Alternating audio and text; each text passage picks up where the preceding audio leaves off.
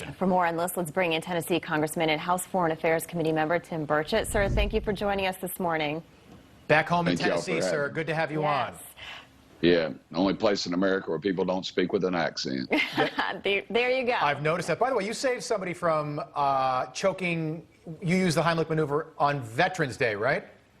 Well, it's just right after Veterans Day. That's right. As a matter of fact, I saw his daughter yesterday. Oh, good. Very cool. Everybody's Thank you for doing remembering okay? that. Yeah, no, Oh, we had this video of a teacher saving a student from choking using the Heimlich maneuver. He swallowed a bottle cap, and she saved the day. And we said, look who's coming on next. Yeah. Another hero. Yeah, so important.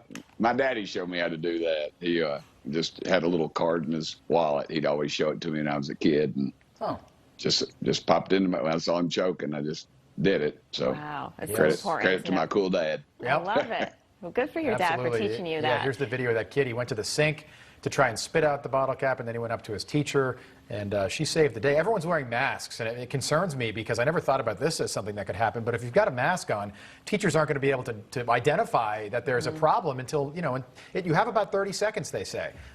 So another reason why maybe kids shouldn't be wearing masks in public schools. Another reason. Yeah. Sir, I do want to get now to what we were talking about earlier. So the majority of this country is still trying to even recover from the financial blow from the pandemic. And now we're seeing everything go up, right? Inflation at a high. But President Biden, he has blamed pretty much everything, right? He said it's transitory. He said, well, it's good. Now he's saying it's the Putin price hike. When is he going to actually say perhaps it's what we're doing right now that's causing it?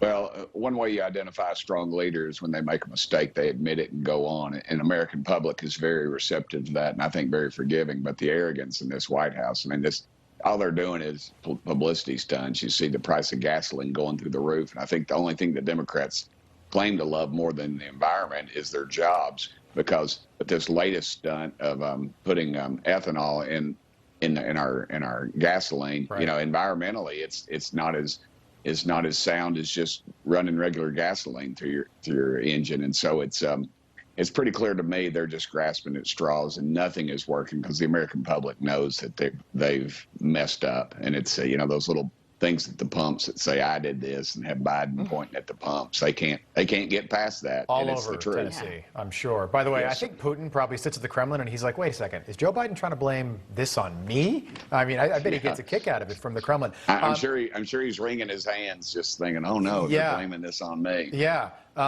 So, Democratic Congressman Jamal Bowman yesterday, if Putin's price hike's not going to work on the American people, he was literally on MSNBC saying that it's because of price gouging on the part of the oil companies. Yet the FTC, they've been looking into this since day one of Joe Biden's presidency. They haven't found a single example of price gouging from the oil and gas companies in this country. What do you make of that pivot? Again, it's just it's lowbrow. It's not where it needs to be. We need to really talk. They had all those folks in, and they pretty much clearly explained it. They're making 2 to 3% profit. You go to the stores, they try to blame them. It's not there. The overregulation is where we're really seeing it, and it's you know, if we could reduce the regulation, turn the spigots on, and literally just flood the market with fuel, the price would come down. But currently, as Joe Biden said when he was debating Bernie Sanders, I'm going to raise the price to $7, $8 a gallon, drive these companies out so we can start getting on electric vehicles. And that's exactly what he's doing. You know, when a hardcore liberal tells you what he's going to do, dadgummit, we ought to believe him, because that's what he's doing. Good point. Yeah. All right. Congressman Tim Burchett, thank you so much for joining us this morning. Thank you for sharing that story with us. Great to have you back on. Yes, ma'am. Yeah, have a great Easter. Thank y'all. Yeah, You happy too. Easter. Happy Easter.